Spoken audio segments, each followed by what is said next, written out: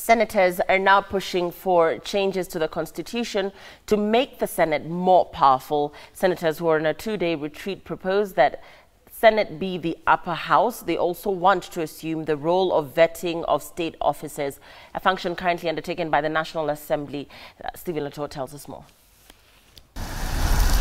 The clamor for the change of the Constitution continues to gain momentum, with the Senate now proposing new structures and operation of the bicameral parliament to make it the upper and powerful house, similar to other parliamentary jurisdictions like the United States. Now we want to redefine and make sure that the Senate becomes the true upper house. Every person who wants to ascend to the presidency of the United States takes the Senate as the first place of choice. The debate that is going on nationally on the referendum and the Constitution, I think the Senate was already looking ahead. There's already conversation about reforms, constitutional reforms. It is what we do that is going to define where we shall be put by Kenyans. They should never at any point think that Senate is not relevant. In the plan, the Senate wants some functions currently being undertaken by National Assembly transferred to it.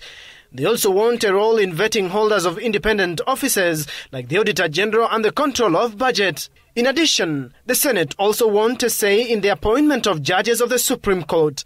We have proposed, if it comes to vetting, we want to vet the constitutional office holders, judges of the Supreme Court, High Court judges, and people who have tenure of office, including Auditor General, Controller of Budget. We shall be seeking now another retreat as a house, like for the 67 senators, to have a retreat, to go through that document. And it is in that document that when we are all behind it, whether there will be changes or we'll just take it as it is, then that is what we would be presenting both to the Building Bridges initiative. We are very ready to be able to put our foot on the ground. We as the senators have issues with the current constitution the way it is, in the way that the Senate ought to be the upper house. According to them, the National Assembly will be left to handle vetting of ambassadors, cabinet secretaries and all other officers working directly under the national government. We want the Senate of the future, and we must be very clear. We are contemplating the Senate of the future